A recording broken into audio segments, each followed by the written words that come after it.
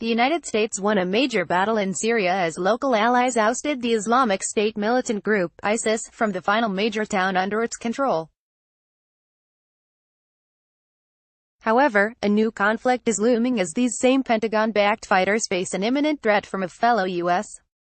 partner. The Syrian Democratic Forces, a mostly Kurdish group, has been the main partner of a U.S.-led coalition fighting ISIS since 2015. But that allegiance is opposed by Turkey due to the connections of certain participating Kurdish militias to groups designated by Ankara as terrorist organizations due to an ongoing insurgency at home. Just as the Syrian Democratic Forces were on the verge of declaring victory over ISIS after a brutal battle for the town of Hajin, Turkish President Recep Tayyip Erdogan announced Wednesday that his forces would launch a new offensive against separatist terrorist organization in Kurd-controlled areas within a few days. The Pentagon shot back, warning Thursday that unilateral military action into northeast Syria by any party, particularly as U.S. personnel may be present or in the vicinity, is of grave concern, and called such a move unacceptable. Erdogan then reportedly received a call from President Donald Trump himself, urging the Turkish leader not to go through with the campaign. The Wall Street Journal cited two U.S. officials Friday as saying Trump asked Erdogan to call off his attacks, and a Turkish official was quoted as saying the two men then agreed on the need for more effective coordination. Agence France Presse also cited a Turkish presidential source as saying the leaders agreed to ensure more effective cooperation on the subject of Syria. Members of the Kurdish Internal Security Police Force stand guard in the Syrian town of al-Darbasiyah on December 13. DELILSOULEIMAN, AFP, Getty Images. The U.S. and Turkey began their involvement in Syria as allies supporting a 2011 rebel and jihadi uprising against the government, but their interests have since diverged as Washington shied away from an increasingly Islamist insurgency to support the Syrian Democratic Forces. Kurdish groups such as the People's Protection Units (YPG) have fought on both sides of Syria's civil war at times, but have become increasingly distrustful of the uprising and came under attack from ISIS across northern Syria. As the Syrian Democratic Forces, backed by the U.S.-led coalition, and the Syrian Armed Forces, backed by Russia and various pro-government militias, including Shiite Muslim fighters sponsored by Iran, turned the tide against ISIS nationwide, Turkey intervened on behalf of the Syrian opposition, which was losing major cities to the Syrian military and clashing with Kurdish fighters. Turkish troops again encroached on Syrian territory at the beginning of the year, driving Kurdish forces out of Afrin in northern Aleppo.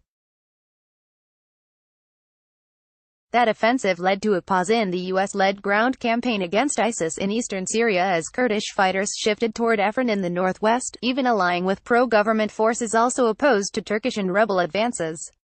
The third and final phase of the Syrian Democratic Forces battle against ISIS was also temporarily suspended shortly after its September launch when Turkey began shelling Kurdish positions in the north.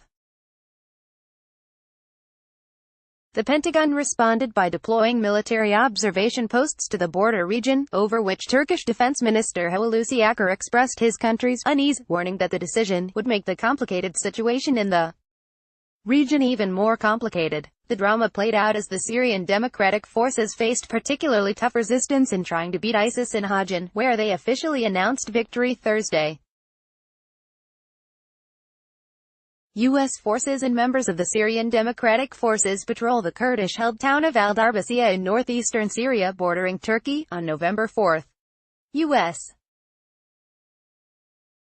troops have held joint patrols with both Turkish and Kurdish forces and deployed military observation posts to the border in an attempt to ease tensions between them. DELILSOULEIMAN, AFP, Getty Images. The jihadis remain in control of several villages east of the Euphrates River, and White House envoy to the U.S.-led coalition Brett McGurk said Friday that the Syrian Democratic Forces had made significant progress over the last 48 hours against ISIS. On the western banks of the Euphrates, a pro-government offensive was also taking on the militants.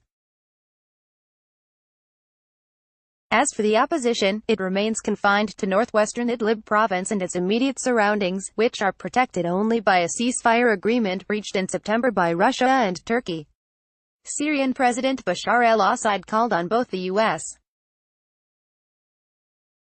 and Turkey to withdraw immediately from his country, where he only viewed Russian and Iranian presence as part of a legitimate foreign partnership. The U.S. and its regional allies have accused Assad of war crimes and called for him to step down from power, but his military comeback has allowed him to retake most of the country and compelled some foreign powers to consider restoring diplomatic ties. The U.S.-led coalition's mission in Syria officially remained limited to defeating ISIS, but the Pentagon has targeted pro-government forces in response to alleged chemical weapons attacks and skirmishes between their rival anti-ISIS campaigns. Washington, however, has